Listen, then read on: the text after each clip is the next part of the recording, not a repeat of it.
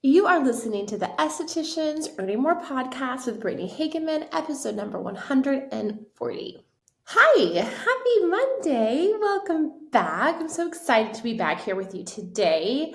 I am also doing another video recording. I don't think the video worked last week's, but if you are watching on the video, hi, nice to meet you. And if you're listening to a podcast, thanks for coming back.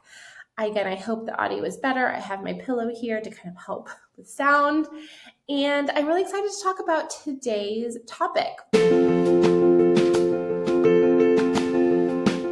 Welcome to the Estheticians Earning More podcast. On this podcast, we talk about how to love your esthetician business without the hustle, exhaustion, or overwhelm as it booms into a successful business. I teach simple ways how to approach your business that gives you your life back while still growing a profitable business.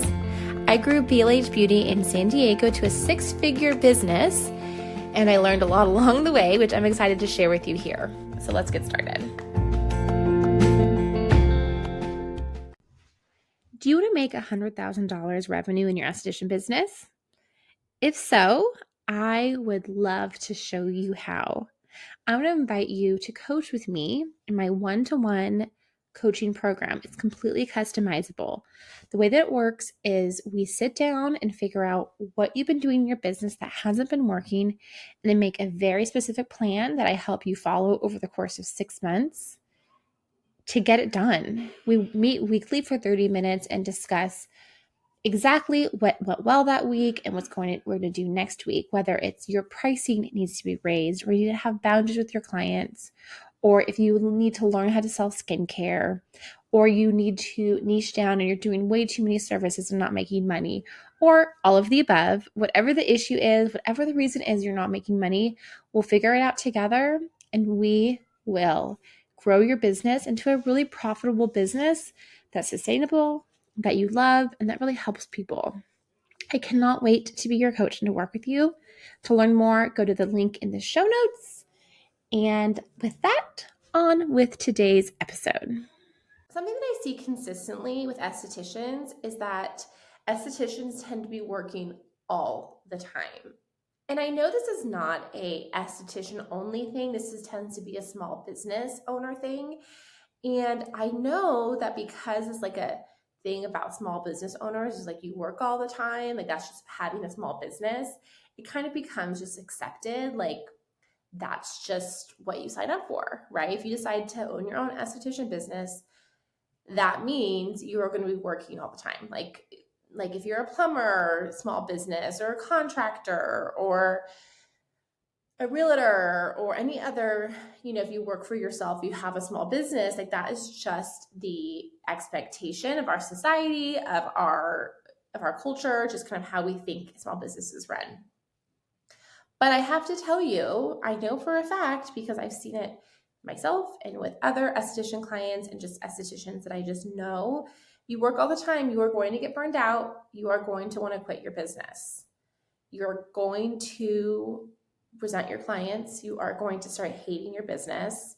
And like, why are you in business if you hate it so much, right? Like it basically does the opposite of what we were hoping for, which was having a business that's making money and a business that you really love and enjoy.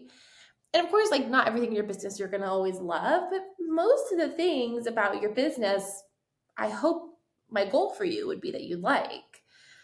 So we feel like we have to work all the time, always be responding to clients' calls or messages or whatever, so that we are professional, so that we are taking care of our clients, so that clients don't end up leaving us to go to someone else. And especially when you're a new esthetician business owner and you have your few clients that you're just so excited for and you just can't believe like you have a business, you just kind of like fawn all over them, right? Like you just love them so much and you just want to help them however you can. And then what happens, you start to get more and more clients, hopefully. And then you realize like you just can't give everyone that much attention. Now, if you like giving that much attention per client, you just need to charge accordingly. Like if you like that relationship, then that's great. There are people out there that are willing to pay for that kind of relationship. But what I think is probably happening to you, which is happening, I know, to a lot of people, is you're charging normal esthetician rates, but you're giving them the service of someone who's, spending a lot more money as for that kind of attention and that kind of availability and being on call and things like that. Out of fear. You're doing it because you're afraid if you don't, your business won't be, doing well. You'll lose clients, you'll lose money, right? So you're like, I just am going to keep doing this. And so then you keep doing it. New clients come on, you're giving them the same amount of attention, and you're like on your phone 24/7 and you're working all the time. I was thinking about this, especially with I had this down with my esthetician business. I figured this out and it was not a thing for me when I was had that business in San Diego. But then having an online business where I meet and talk to, everything's online, I don't talk to anyone in person, I found myself also kind of sliding back into this because it's easy. You go on Instagram and oh, what does this person ask for, right? And my business coach, the coach that I've been working with for a while now, who I love, Samantha Sifrine, she's a business coach and she's great. And I remember when I first started listening to her podcast and learning about, her and what she does a few years ago, she was talking about how she was an avid reader and she loved to watch Survivor. Actually, we have a lot in common because I love to read. I love to watch Survivor. There's a new episode this week, a new season. It's very exciting. She talked about all these hobbies and she also has $1 million business. And I was like, how? And I'm like, oh, she must have really great systems and really great boundaries. That is true, but she's also not working crazy amounts of hours. She knows how to work when she's supposed to work. And I do too. That's a skill that I learned. And I had to kind of refocus my attention and energy on client time versus non-client time and really honoring the two. So there's a couple things that I want to talk about for you if this is something that you find yourself in. Also, I keep looking at my notebooks. There's a statistic that my dad is a beekeeper. He's become a beekeeper the last few years. He's very cute. He has 5 hives. He lives on this property with a bunch of plants, and he his bees are very important to him. He's always checking on them and helping them and all this. It's very sweet.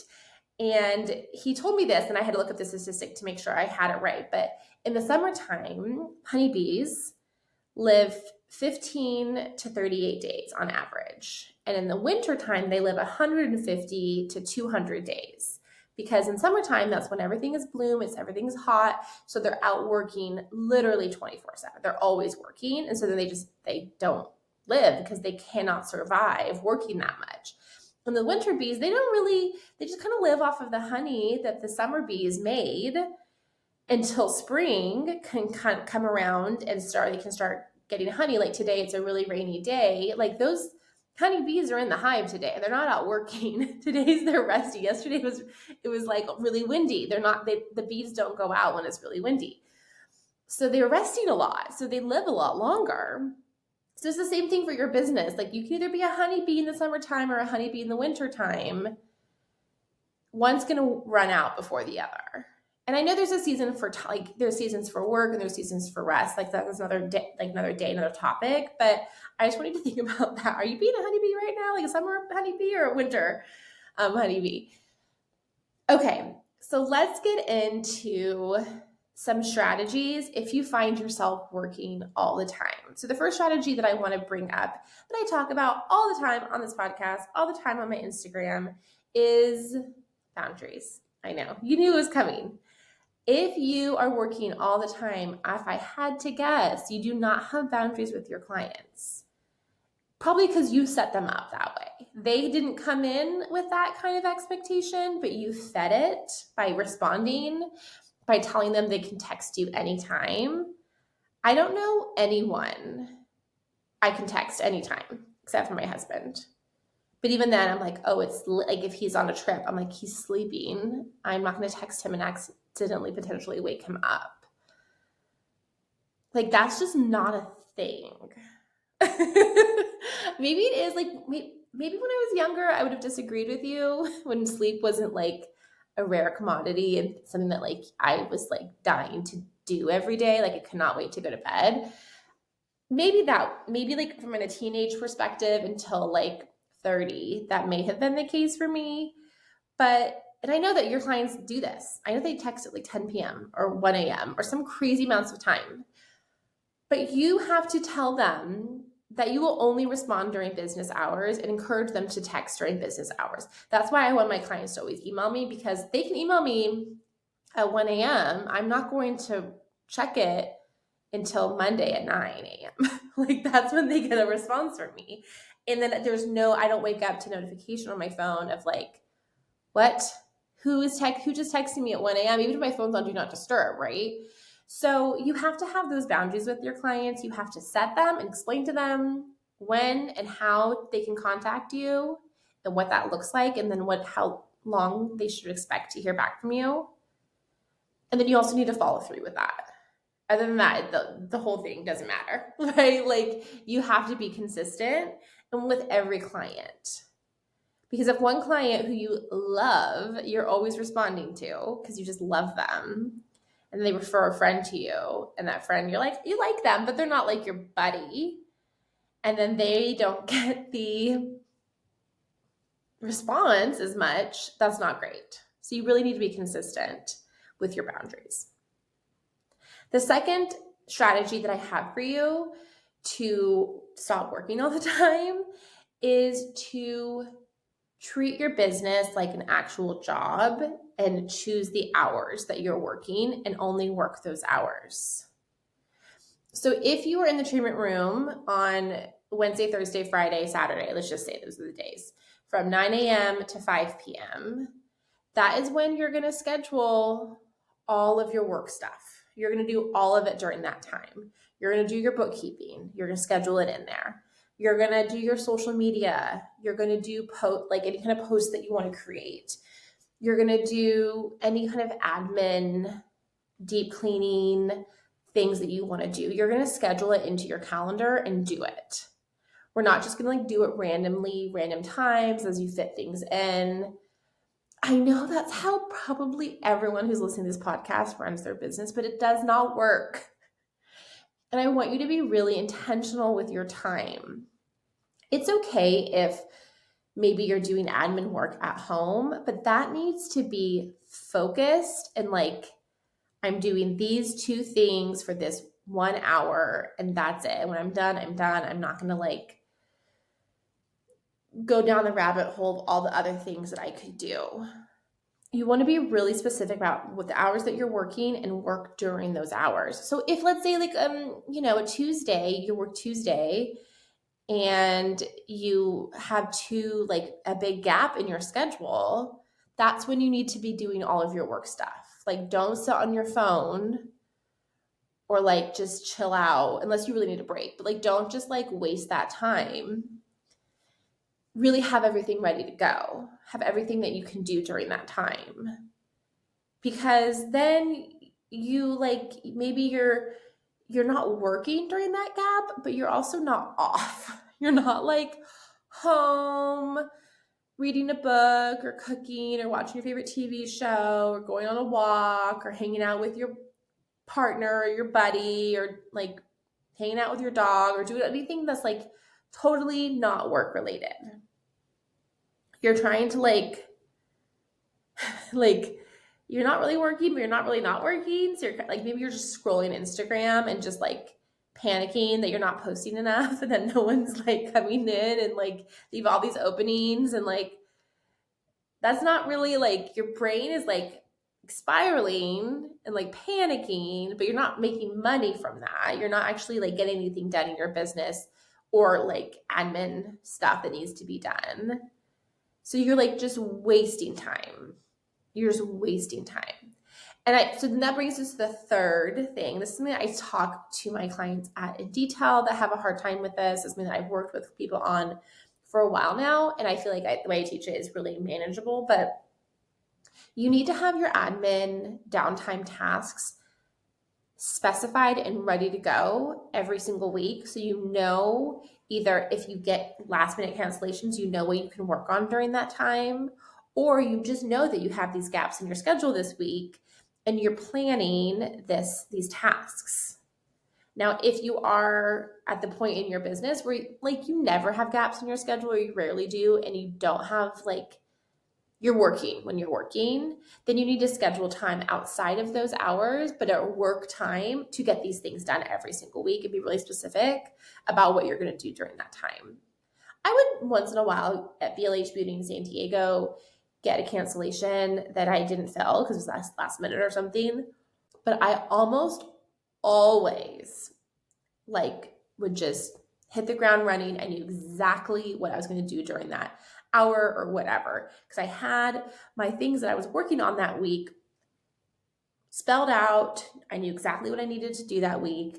And so I would just be like, oh, like maybe I had admin plan timed for the next day. Oh, I'm just going to do that right now. I'm just sitting here. I have nothing else to do. Spend an hour doing that or 45 minutes. And then that's done. And then that admin time that I have scheduled for tomorrow to get this done, I can do whatever I want. I can stay home longer. I can, whatever. I can do whatever I want with that time. I just got that time back. But I was very intentional going into every week of what I need to do during the time that I have. It's the same thing I do in this business now too, especially having childcare. And if I don't have childcare, I really can't get a lot of work done because my child is very full of life and needs lots of attention and is very loud. And so I really have to be aware of that. And so, like, for instance, today's podcast, I'm recording it. She's at school. I can edit it when she's having like her quiet time. She's loud. She's like yelling in her room and playing and singing and like just having a great old time. But I can't record while she's doing that because it would just be, you just be hearing like a very passionate yet off-key version of Let It Go. And that would be really distracting for both of us. But I could edit the podcast while she's singing because I could have headphones in and like she's fine, right? She's not like crying or anything. So I have to be really strategic about how I do things, knowing that I don't have that much time. But to be honest with you, I did this before I had a daughter, before I had more constraints on my time. I just treated my business. I was very specific about my work time and working during my work time so I could really enjoy my break. Because if you aren't getting the things you need to get done for your business every week, that, just ordering more supplies, looking at your books, your numbers, make sure you're paying bills, making sure that I needed to always have quarters for the laundry at my where I work. There was a laundry machine you could pay with quarters, so I had to make sure I had quarters and like all of these like little things, right, that you need to do for your business. If you don't have that all planned out, like when it's going to be, your brain is just constantly spinning with like, I have to do this, I have to do that, I have to do this, I have to do this, I have to, and your brain's just like exhausted by it. It's exhausting because the to-do list is just never ends. And then you also feel like you never get anything done. And then you're also thinking about bookings and getting more people in and making more money. So your brain is just spinning all the time versus like having boundaries with your clients so they are contained, essentially. I teach a whole concept about a container. If you know, you know. And then you have your work time that you are working and doing very specific things. Doing those things, it's simple, but it's not easy. But once you do it, once you master it, it's game changing for your business. And not to say like ideas for my business don't come up and I think about my clients when I'm not working, but I just like have a notes app, on my phone and I just will like jot it down. I want to get back to so-and-so about something that I was thinking about, or I have an idea for a reel or a podcast. Just put it right in there. Come back to it later. I don't have to go sit down and record that podcast or make that reel right there or message that client right then. This is like my off time. And I can promise you, when you aren't working all the time. You will love your business so much more. You'll show up differently to your clients because you're not going to be exhausted. And you're going to make more money.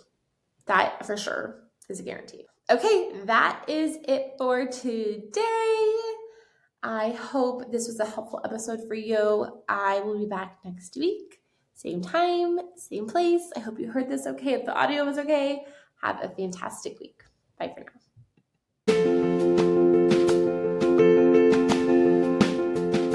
Hey, if you like this podcast, please rate and review on whatever podcast platform you're listening to. I cannot tell you how much that helps my podcast grow.